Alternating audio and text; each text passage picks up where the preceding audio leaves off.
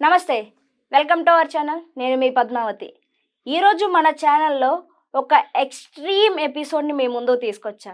అయితే ఇంతవరకు కూడా ఎవ్వరు ఇంతవరకు వినని కనని ఒక సరికొత్త న్యూస్ని మీ ముందుకు తీసుకొచ్చేసాను. అండ్ చూడడానికి మీరు కూడా రెడీగా ఉండండి. అయితే ఈరోజు మన స్టోరీలో ముగ్గురు మొనగాలు అనే కాన్సెప్ట్ నేను మీకు చెప్పబోతున్నా. మీరు కూడా చూసి ఆస్వాదించి తప్పెవరిది ఒప్పెవరిది అని చెప్పే ఆప్షన్ మీకే వదిలేసా. కింద కామెంట్ బాక్స్ రెడీగా ఉంది మీకోసం. మీ కామెంట్స్ కోసం కామెంట్ బాక్స్ ఓపెన్ చేసే ఉంటుంది. సో మీ అభిప్రాయం ఏంటో ఖచ్చితంగా దాంట్లో షేర్ చేసుకోండి. అయితే ఆ ముగ్గురు మొనగాళ్ళు ఏంటి ఆ కథ అనేది ఇప్పుడు మనం ఇంకా స్టోరీలోకి వెళ్ళిపోదాం. అయితే ఈరోజు మనతోని దీని గురించి మాట్లాడడానికి ప్రముఖ ఆధ్యాత్మికవేత్త మరియు జ్యోతిష్య పండితులు డాక్టర్ ముల్లపూడి సత్యనారాయణ గారు ఉన్నారు. ఆయనతో మాట్లాడి ఆ ముగ్గురు మొనగాళ్ళ స్టోరీ ఏంటి, అసలు దాన్ని చెప్పడానికి గల కారణం ఏంటి అనే దాని పూర్తి వివరంతో తెలుసుకుందాం. మీరు కూడా చూసేసేయండి. నమస్కారం గురుగారు. గురుగారు, చాలా కాలం తర్వాత మళ్ళీ మనం కలిసాము. అయితే ఈ రోజు మనం మాట్లాడుకోబోయే టాపిక్ వచ్చేసి అనే ఛానల్ గురించి మీకు ఐడియా ఉంటుంది. దాని గురించి మేము ప్రత్యేకంగా చెప్పక్కర్లేదు. అందులోని గారంటే ఎవ్వరికి తెలియని వారు లేరు. ఆమె వీడియోస్ ని చాలా మంది ఫాలో అవుతూ ఉంటారు. అసలు ఆమెపై మీ అభిప్రాయం ఏంటి?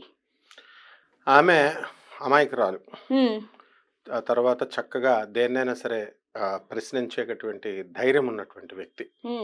అలాగే కొంతమంది పాపం ఈ మధ్యకాలంలో ఇన్స్టిగేట్ చేయడం వల్ల, ఆమెను రెచ్చగొట్టడం వల్ల, స్త్రీ అవడం వల్ల దూరాలోచన లేకుండా, ఫోర్ సైట్ అంటే ముందేంటి అన్నది లేకుండా మామూలుగా కొన్నిసార్లు మాట్లాడిన మనసు మంచిది. సంఘ సంస్కరణ చేయాలని, సొసైటీని రిఫార్మ్ చేయాలని, సొసైటీని రెనోవేట్ చేయాలని, తర్వాత అందరితో కలిసి ఆమె ఈ ఆధ్యాత్మిక ప్రపంచంలో ఆర్ష సంస్కృతి పునర్వైభవాన్ని, ఆ తర్వాత సనాతన ధర్మ పునర్వైభవాన్ని తీసుకురావాలని చెప్పి ఇప్పుడున్నటువంటి ప్రముఖమైనటువంటి ఆధ్యాత్మికవేత్తలందరితోనూ కూడా ఏకత్రాటి మీద వెళ్ళేవారు. అయితే కొంతమంది చెడ పురుగుల వల్ల ఆమె మరి ఆమె అనాలోచితంగా కొన్ని వ్యాఖ్యలు చేశారు అనేటటువంటి వదంతులు మీ ద్వారా, మీడియా ద్వారా, ఇతర మిత్రుల ద్వారా మనం వినడం జరిగింది. అయితే ఆమె అలా ఎప్పటికీ కూడా పర్సనల్గా చెయ్యదు అని నాకు నమ్మకం. ఎందుకనంటే ఆమె పాపం అందరి మీద చాలా గౌరవం ఉన్నటువంటి వ్యక్తి. చూద్దాం మరి ఆమె చేసిన వ్యాఖ్యలు అయితే దానికి కాంట్రడిక్షన్గా ఉన్నాయి, వ్యతిరేకంగా ఉన్నాయి. మీరు చూపించిన వీడియోలు, మీరు చెప్పినటువంటి ఇవి చూద్దాం మనం. మరి అంతలాగా అందరితోని ఇంత మంచిగా నడుచుకునే ఆమె ముగ్గురు మొనగాళ్ళు అంటూ పాయింట్అవుట్ చేసి మాట్లాడింది. ఎందుకని మాట్లాడింది అంటారు? అయితే గారు ఏం మాట్లాడినా కూడా చాలా క్లారిటీగా దానికంటూ అన్నీ కరెక్ట్గా ఉన్నాయంటేనే నేను మాట్లాడతాను అని ఆమె చాలా వీడియోస్లో కూడా చెప్పింది. మరి అంత పర్ఫెక్ట్గా ప్రూఫ్స్ ఉంటేనే మాత్రమే మాట్లాడే ఆమె ఒక వర్డ్ అంది. అయితే ముగ్గురు మొనగాళ్ళ కథను నేను చెప్తాను. అయితే అందులో మొదటి మొనగాడు గరికిపాటి, రెండవ మొనగాడు వడ్డపత్తి పద్మాకర్ రావు గారు, మూడవ మొనగాడు నండూరి శ్రీనివాసరావు గారు అంటూ ఆయనవి ఇమేజ్లు కూడా వేస్తూ మనకి పేర్లు అయితే వీడియోలో చెప్పబడలేదు ఎక్కడా కూడా. బట్ వాళ్ళ వీడియోస్ వేసి వాళ్ళ లైఫ్ స్టోరీస్ గురించి మాట్లాడింది ఈమె. అయితే ముగ్గురు మొనగాళ్ళు అని ఎందుకు అన్నది అంటారు? అంతలా నొక్కి ఆమె అన్నది కారణం ఏమై ఉంటుంది అంటారు? వీళ్ళంతా ఫ్రెండ్సే. అయితే ఎందుకంటే ఆధ్యాత్మికతను ఒక త్రాటి మీద తీసుకెళ్లేటప్పుడు ఒక తెలుగు స్పిరిచువల్ ఫీల్డ్ అంతా కూడా ఒకటే. వీళ్ళకి ఏంటంటే నమ్మకము అనేటటువంటిది భక్తులు గురువుల పైన ఏర్పాటు చేసుకుంటారు. ఆమె కూడా ఒక గురువే, వాళ్ళందరికీ చాలా విధేయురాలైనటువంటి గురువే. కానీ ఆమె దగ్గర ఉన్నటువంటి ప్రత్యేకత ఏంటంటే తప్పును తప్పుగా ఎత్తి చూపిస్తుంది, ఒప్పును ఒప్పుగా చూపిస్తుంది. ఇది కొంచెం ఆమెలో ఉన్న ఎక్స్ట్రాడినరీ లక్షణం. అలాగని ఎవరిని కూడా మరి నాకు తెలిసి చెడుగా చెప్పదు, చెడుగా అనదు. ఒకవేళ అన్నది, ఒకవేళ ఏమైనా చూపించింది అంటే ఇతర చీడ పురుగుల వల్ల, ఆమెని ఫ్రెండ్స్ చుట్టూ చేరి చీడ పురుగుల వల్ల అలా అనాలేమో తప్ప ఆమె వ్యక్తిగతంగా కొంచెం మంచి లక్షణాలు ఉన్నటువంటి మహిళామూర్తి. అంటే ఆమె వ్యక్తిగతంగా అనదు అని అంటున్నారు. చీడ అలవాట్ల వల్ల, చీడ స్నేహం వల్ల అనవచ్చు అని అంటున్నారు.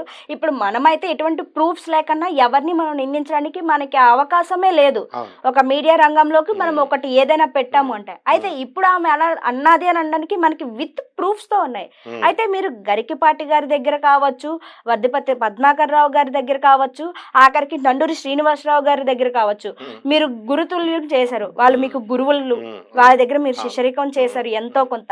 అయితే మీరు గరికపాటి గారితో మీకున్న హ్మ్.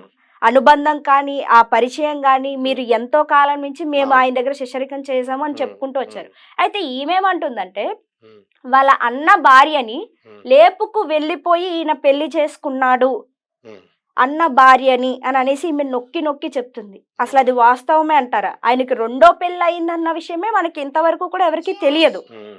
మరి అది ఎప్పుడు జరిగింది అనేది గురించి పక్కన పెడితే, ఒక అన్న భార్యకి ఈయనే తగాదాలు పెట్టారు. హ్మ్. ఈయన వల్లే వాళ్ళు విడిపోయారు. ఈయన లేపుకెళ్ళిపోయి పెళ్లి చేసుకున్నారు. ఎప్పుడైతే అలా చేసుకున్నారో, హ్మ్. కుటుంబం కూడా వెలివేసింది వీళ్ళని అని చెప్తుంది. అది వాస్తవమే అంటారా? అసలు మీరాయన్ని ఎంతో దగ్గరగా హ్మ్. చూసారు. ఆ! ఆయనతో పరిచయం ఉంది. అనుబంధం కూడా హ్మ్. ఉంది మీకు. ఆ! అసలు మీ అభిప్రాయం ఏంటి ఆ ఓట్స్ మీద? అవన్నీ అవాస్తవం. హ్మ్. గురువుగారు నాకు 40 సంవత్సరాల నుంచి మేము స్టూడెంట్ ఏజ్ అప్పటి నుంచి మా గురువులతో ఆయన హ్మ్. తిరిగేవారు. గురుదేవులైనటువంటి శృంగేరి భారతీ తీర్థ స్వాముల వారు మామిడాన్న శేషగిరిరావు గారి ఆధ్వర్యంలో గురువుగారు భారతీ తీర్థ స్వాముల వారు శృంగేరి మఠం ఉంది రాజమండ్రిలో. హ్మ్. సో, దానికి ఇన్‌చార్జ్‌లు మామిడాన్న శేషగిరిరావు గారు దంపతులు. అప్పుడు భారతీ తీర్థ స్వాముల వారు విజయయాత్ర, జయయాత్రకొచ్చినప్పుడు గరికపాటి నరసింహారావు గారు, ఆయన ఫ్రెండ్ తెలుగు యూనివర్సిటీ బేతవాలు రామబ్రహ్మం గారు, ఇంకొక లెక్చరర్ దోర్బల ప్రభాకర్ శర్మ గారు, అలాగే విశ్వనాథ శాస్త్రి గారు, గోపావర్చల విశ్వనాథ శాస్త్రి గారు ఇప్పుడు రాజమండ్రిలో ఉన్నారు. అలాగే పోతుకూచు సుబ్రహ్మణ్యం గారు ఇలా మహా పండితులు ఉండేవారు. మా గురువుగారు పురాణపండి రాధాకృష్ణమూర్తి గారితో మేమంతా వెళ్ళేవాళ్ళం. గురువుగారు గరికపాటి నరసింహారావు గారు చక్కటి ఉపన్యాసాలతో చక్కగా చెప్పేవారు. వాళ్ళ వీళ్ళంతా కూడా క్లోజ్ ఫ్రెండ్స్ కాబట్టి నేను శిష్యుడిగా పురాణపండి రాధాకృష్ణమూర్తి గారి దగ్గర వీళ్ళందరి దగ్గర నేను ఉన్నాను కాబట్టి క్లోజ్‌గా నాకు తెలుసు. హ్మ్. అలాంటివేమీ లేవు. అలాగే ఆయనకి తర్వాత ఆమె ఆయన భార్య అయినటువంటి శారదమ్మ గారు కూడా నాకు తెలుసు. హ్మ్. ఎందుకంటే మేము అనేక సందర్భాల్లో మరి గురుగారు హోటల్‌లో వచ్చినప్పుడు చాలా అపురూపంగా చూసుకుంటారు ఆమెని. హ్మ్. కాబట్టి ఇవన్నీ కూడా ఆయనకు అవసరం లేదు ఇవన్నీ. ఎందుకనంటే ఆయన లెక్చరర్‌గా ఒక వీడియో చూసాం మనం ఈ మధ్య కాలంలో వైరల్ అవుతున్నవి. ఆయనకి లెక్చరర్‌గా ఎక్కడ ఉద్యోగం ఇవ్వలేదు అని చెప్పాడు. హ్మ్. తెలుగు మాస్టర్ పోస్ట్ దొరకదా? శ్రీ చైతన్యలో ప్రిన్సిపాల్‌గా చేశారండి. శ్రీ చైతన్య డైరెక్టర్ వాళ్ళ ఝాన్సీ లక్ష్మీబాయి గారు, తర్వాత సిబిఎన్ రావు గారు మొన్న చనిపోయినటువంటి ఆయన. వాళ్ళంతా కూడా నాకు మా రూట్స్ నుంచి మేము వెళ్ళినవాళ్ళం. మేమంతా వాళ్ళ దగ్గర శిష్యరికం చేసి స్టూడెంట్స్‌గా ఉన్నప్పుడు క్లాసులు చెప్పినవాళ్ళం. అంటే తెలుగు మాస్టర్ పోస్ట్ ఎందుకు రాదు? అసలు సబ్జెక్టే లేనటువంటి వాళ్ళకే తెలుగు మాస్టర్ పోస్ట్ వస్తుంది. అలాంటిది ఆయన ద్విసహస్రావధాని అద్భుతమైనటువంటి ప్రతిభా పాఠవాలున్నాయి. ఆయనకెందుకు రాదు? అంటే ఇది అబద్ధము. తెలుగు హ్మ్. లెక్చరర్ పోస్ట్ రాకపోవడము అబద్ధము. తర్వాత శ్రీ చైతన్య కాలేజ్ తీసేసింది, తోలేసింది అనేదేదో చెప్తున్నారు. అది శ్రీ చైతన్య కాలేజ్ తోసేయడాలు, మెడపెట్టి గెంటేయడాలు ఇలాంటివి ఏమి ఉండవు. ఎందుకంటే అడ్మినిస్ట్రేషన్ అంతా నాకు తెలుసు. కాబట్టి అది కూడా అబద్ధం. హ్మ్. ఇకపోతే మూడవదొచ్చేసరికి గురువుగారు రూ. 100,00,00,000 సంపాదించారు 3,000 జీతం నుంచి అంటున్నారు. 100,00,00,000 ఎక్కడైనా వస్తదా? ఆయన హ్మ్. వాళ్ళ ఫాదర్ కూడా ఆస్తిపరులు వాళ్ళు కొద్దిగా ఏదో 4 ఎకరాలో, 5 ఎకరాల పొలం ఉందని ఆయన అనేకమైన ఇంటర్వ్యూస్‌లో చెప్పారు. మాకు వ్యక్తిగతంగా తెలిసింది పక్కన పడేయి. ఆయన ఇంటర్వ్యూస్ నుంచి చెప్పింది. ఆయనేమి లే మ్యాన్ ఆన్ ద రోడ్ కాదు మొదటి నుంచి గూడా. మంచి స్థాయి ఉంది. ఆ తర్వాత ఆయన వివిధ హోదాల్లో అధ్యాపకుడిగా చేస్తూ చక్కగా మనకి ఈ యొక్క కాకినాడలో కూడా గరికపాటి కాలేజెస్ అని ఇలా చాలా కాలేజెస్ రన్ చేసి లాస్ అయ్యారని ఆయనే చెప్పారు. ఆయన స్టూడెంట్స్ కూడా మాకు కలుస్తూ ఉంటారు. చెప్తారు. గరికపాటి కాలేజెస్ అనే పెట్టారు అని చెప్పేవారు. సో, ఇవన్నీ కూడా ఆయన ఎవరికైనా సరే విద్వాన్ సర్వత్ర పూజ్యతే. విద్వానుడు ఎప్పుడూ పూజింపబడతాడు. ఆయన మరి అసలు అవకాశాలే లేవు. ఆయన నష్టాల్లో కూరుకుపోయాడు. వాళ్ళ ఇంట్లో వాళ్ళు తోలేశారు. ఇదంతా అవాస్తవాలు ఇవన్నీ కూడా అబద్ధాలనమాట. హ్మ్. అలాగే ఈయన పెళ్ళిళ్ళు చేసుకోవడాలు ఆయన ఏదో డైవర్స్ అయ్యినట్టుగా చెప్తున్నారు. డైవర్స్ అయితే మ్యారేజ్ డిసాల్వెన్సీ సర్టిఫికేట్ ఉంటుంది గదా! ఆర్డర్ ఇచ్చిన కోర్టు జడ్జ్ ఇచ్చిన మ్యారేజ్‌ని డిస్మిస్ చేస్తూ ఆర్డర్ ఉంటుంది గదా! అవేం లేవు. ఉమ్, తర్వాత రెండవ విషయం, వాళ్ళ పిల్లలు పుట్టారని అన్నారు. వాళ్ళ పిల్లలు పుడితే మదర్ పేరు, ఫాదర్ పేరు రాస్తారు కదా! ఆయన పీహెచ్‌డీ చేశాడు సెంట్రల్ యూనివర్సిటీలో. అవన్నీ ఉన్నాయా? వీళ్ళకేమన్నా తెలుసా చెప్పినోళ్ళకి? అవన్నీ మాకు తెలుసు. కాబట్టి ఉమ్, అలాంటివన్నీ ఏమి లేవు. కాబట్టి అవన్నీ అవాస్తవాలు. కాకపోతే మరి మేము చిన్నపిల్లలం కాబట్టి మా గురువులు వాళ్ళు మాట్లాడుకునేవారు కాబట్టి మాకు తెలియకుండా ఏమైనా వ్యవహారాలు జరుగుంటే అది నాకు తెలీదు కానీ, నాకు తెలిసినంత వరకు ఆయన క్లీన్ షీట్, చాలా సౌమ్యుడు. కాకపోతే దర్పంగా, హుందాగా ఎప్పుడూ ఉమ్. ఉంటారు ఉపన్యాసాల్లో. చక్కగా మంచిగా పంచె కట్టుకొని మంచి దర్భంగా వెళ్తూ అందరికీ కూడా దర్జాగా నమస్కారం చేస్తూ ప్రతి చిన్నవాళ్ళకి కూడా నమస్కారం చేస్తూ ఉంటారు. నాకు తెలిసిన ప్రత్యేకమైనటువంటి అనుభవం ఏంటంటే, ఇప్పుడు చిన్న చిన్న వాళ్ళు కూడా వీడియోల్లోకి వస్తారు. 1, 2 వీడియోల్లో వచ్చేసి ప్రముఖ ఆధ్యాత్మికవేత్త, లేకపోతే ప్రముఖ బ్రహ్మశ్రీ అది ఇది అని పెట్టేసుకుంటూ ఉంటారు.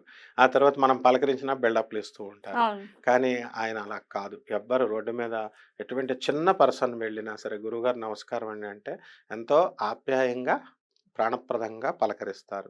అయితే ఆయన దగ్గర ఉన్నదేంటంటే టీచర్ కాబట్టి బేసికల్‌గా హుందాతనం మెయింటైన్ చేస్తారు. డిస్టెన్స్ మెయింటైన్ చేస్తారు. ఎందుకంటే మన బుద్ధులన్నీ కోతి బుద్ధులు గదా! ఇప్పుడు look only at the brighter side of the life of any person అంటాం. ఓన్లీ బ్రైటర్ సైడ్ మాత్రమే చూడండి. మనకు డార్క్ సైడ్ అనవసరము అని మనకు తెలుసు. మరి మనం చూస్తున్నామా? కాబట్టి గురువు దగ్గర మనం నేర్చుకోవాల్సిందేంటి? విద్య నేర్చుకోవాలా, ఆ తర్వాత సంస్కారం నేర్చుకోవాలా, ఆత్మవిశ్వాసాన్ని నేర్చుకోవాలా. అంతేగాని బ్రైటర్ సైడే చూడాలి. ప్లస్ ఇంకోటేంటంటే అన్నిట్లకంటే దారుణమైనదేంటంటే, ఆ యొక్క వీడియోలో ఆత్మహత్య చేసుకోవడానికి ఒకానొక దశలో ప్రయత్నించారు. అవును. ఆయన కామేశ్వర్ గారు ఆయన మొదటి భార్య వచ్చి రక్షించారు అంటున్నారు. అది కూడా అవాస్తవం. కారణం ఏంటంటే, ఆయనకి ఆత్మహత్య చేసుకోవాల్సినటువంటి అవసరం లేదు. ప్లస్ రెండవది మామూలు ఆత్మవిశ్వాసం కాదాయనది. మామూలు చిన్నగా ఒక టీచర్‌గా స్టార్ట్ అయినటువంటి ఆయన ఆధ్యాత్మిక రంగంలో సామ్రాట్‌గా, చక్రవర్తిగా ఎదిగిపోయారు. ఇప్పుడు ఈ రోజున ఆయన గురించి ఒక వీడియో వస్తుంటే కొన్ని లక్షల్లో, వేలల్లో, ఖండాంతరాలలో చూస్తున్నారు కానీ, ఒక్కళ్ళు కూడా బ్యాడ్ కామెంట్ పెట్టట్లేదు. వీళ్ళు ఎంత అసూయతో, ఎంత ద్వేషంతో పెట్టినా. కారణం ఆయన ప్రజారంజకంగా, ఆయన ప్రజల హృదయాల్ని దోచుకున్నటువంటి శ్రీనాథ కవి సార్వభౌముడు, ఒక పోతనామాత్యుడు. అలాగే ఆయన ఏది చెప్పినా సరే హేతుబద్ధంగా ఉంటుంది. హ్మ్. రేషనలిజం ఎక్కువగా ఉంటుంది. అండ్ లాజికల్ కన్సిస్టెన్సీ ఉంటుంది. తార్కికంగా ఉంటుంది. అండ్ సైంటిఫిక్ అప్రోచ్ ఉంటుంది. సైంటిఫిక్‌గా చెప్తారు. అండ్ మోడర్న్‌గా చెప్తారు గురువుగారు. అండ్ యూత్‌ని, మధ్య వయస్కుల్ని, ఆ తర్వాత వృద్ధుల్ని అందరినీ కూడా ఏకత్రాటి మీద తీసుకొచ్చి వ్యంగ్యంగా, హాస్యంగా, డాక్టర్ నందమూరి తారక రామారావు అభిమాని కాబట్టి ఆయన సేమ్ ఆయనకిలాగే చక్కగా నవరసాలు ఒలికిస్తూ, నవరసాలు పలికిస్తూ ఆయన చక్కగా అందరికీ కూడా జ్ఞానబోధ చేసేటటువంటి మహాజ్ఞాని, మహాగురువు ఆయన. ఇప్పుడు ఈ కాలంలో అందరూ కూడా మాకు మేమే గురువులం, సద్గురువులం, జ్ఞాన గురువులం, సిద్ధ గురువులం, జగద్గురువులం అని పెట్టుకుంటున్నారు. కానీ ఆయన సాక్షాత్తు జగద్గురువు ఆదిశంకరాచార్యుల వారి శిష్యుడాయన. ఎందుకనంటే నాకు తెలిసింది నేను చెప్తున్నాను. నేను స్వయంగా చూశాను కాబట్టి. ఆయన శంకర విజయం, అలాగే జగద్గురు ఆదిశంకరాచార్యులు చెప్పినటువంటి సౌందర్యలహరి, శివానంద లహరి వీటిలతోనే ఆయనకు టైం బిజీగా సరిపోతుంది. ఇవన్నీ నాన్‌సెన్స్ అనమాట ఇవన్నీ గూడా. ఆయనకు అసలు అవన్నీ అబద్ధాలు, అబద్ధాలు, అబద్ధాలు. అంటే అవన్నీ ఏవి అబద్ధాలంటారు? ఆయనకి 2 పెళ్ళిళ్ళు అయ్యాయి అనడం అబద్ధం అంటారా? ఖచ్చితంగా అబద్ధం. ఎందుకంటే వాళ్ళ పిల్లలున్నారు. ఆ! వాళ్ళ పిల్లలున్నారని వీడియోలు వస్తాయమ్మా. వీడియోలు ఏంటంటే ఆర్టిఫిషియల్ ఇంటెలిజెన్స్ వచ్చిన అంటే 2 తర్వాత పెళ్ళిళ్ళు చేసుకోలేదు అంటారు గరికపాటి గారు. మాకు తెలిసి ఆయన ఏది చేసుకోలేదు. అందులో డౌటే లేదనమాట. రెండో పెళ్లి అప్పుడు చేసుకోలేదంటారు. ఉన్నది అన్న భార్యని చేసుకోలేదు చిచి అని అంటారు. అన్న భార్యను చేసుకోవడానికి ఆయన ఆడవాళ్ళందరినీ కూడా, మహిళలందరినీ కూడా తల్లులతో, చెల్లులతో చూస్తారాయన. మరి రెండో అసలు పెళ్లి కన్నెత్తి చూడరాయన. ఓకే. ఓకే. మీరన్నది నాకు నేను అర్థమైంది. చెప్తాను. ఆయన చెప్తా. ఆయన అన్న వదిన్ని అన్నగారి హ్మ్. భార్యని చేసుకోలేదు, వదిన గారిని పెళ్లి చేసుకోలేదు హ్మ్. అంటే హ్మ్. ఆయన గరికిపాటి గారి మొదటి భార్య ఎవరైతే ఉన్నారో హ్మ్. ఆమె అందరికీ సుపరిచితురాలే. హ్మ్. మీకు కావచ్చు, మాకు కావచ్చు, అందరికీ కావచ్చు, ఈ వీడియో చూస్తున్న ప్రతి ఒక్కరికి కావచ్చు. హ్మ్. అయితే ఆమెకంటూ సొంతంగా ఒక యూట్యూబ్ ఛానల్ ఉంది. హ్మ్. దాని గురించి మీకు తెలిసే ఉంటది. హ్మ్. మరి ఆమె ఆ యూట్యూబ్ ఛానల్‌లోకి వచ్చి చాలా సార్లు మాట్లాడింది కూడా. హ్మ్. ఆమె పెళ్లి గురించి కావచ్చు, ఆమె జీవితంలో ఎదుర్కొన్న సంఘటనల గురించి కావచ్చు. హ్మ్. మరి ఆమె ఇంత ఖచ్చితంగా మాట్లాడుతుంది అంటే మనం ఎలా చెప్పగలుగుతున్నారు? ఇప్పుడు మరి మీరు రెండో పెళ్లి చేసుకోలేదు ఆయనకి అయ్యింది ఒకటే పెళ్లి అని మీరు ఎలా ఒకటే పెళ్లి. చెప్పగలుగుతారు? పెళ్లి అంటే ఏంటి? నాతి హ్మ్. చరామి అని. హ్మ్. భార్య అనేది ఎలా ఉండాలా? మన భర్తకి కష్టాల్ని, సుఖాల్ని అందించాల. హ్మ్. భర్త యొక్క ఎదుగుదలని చూడాల. భర్త యొక్క ఖ్యాతిని చూడాల. హ్మ్. భర్త కష్టాల్లో ఉన్నప్పుడు తోడై నీడై పాలై ఉండాలి. అంతేగాని భర్త పరువులు తీస్తూ రోడ్డు మీద బజార్కి ఈడుస్తూ ఆ తర్వాత ఆయన పరువు తీస్తూ ఇప్పుడు నీకు ఒక స్ట్రైట్ క్వశ్చన్ ఇస్తున్నాను. ఆయనకు ఇప్పుడు నాకు దగ్గరగా ఆయన 40 సంవత్సరాలు, నా బాల్యం నుంచి 40 సంవత్సరాల పరిచయం. మా గురువుల దగ్గరికి ఆయన మేమెంతో అపురూపంగా చూసుకునేవాళ్ళం. ఆయన మేమెంతో గౌరవప్రదంగా మా గురువులే చూసుకునేవారు.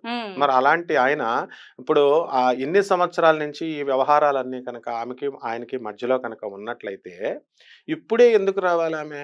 అదే నేను అడగాలనుకున్న క్వశ్చన్. మరి యాక్చువల్లీ నేను పద్మశ్రీ అడగాలనుకున్న ఎవరైనా క్వశ్చన్ అది. చెడగొట్టాలనుకున్నారనుకో, ఇప్పుడు ఆమె అసూయ పడింది అని జనాలు అంటున్నారు. అసూయ పడి ఆయనకు వచ్చిన పేరు ప్రతిష్టలు అసూయ అవును. పడి వస్తుంది అంటున్నారు.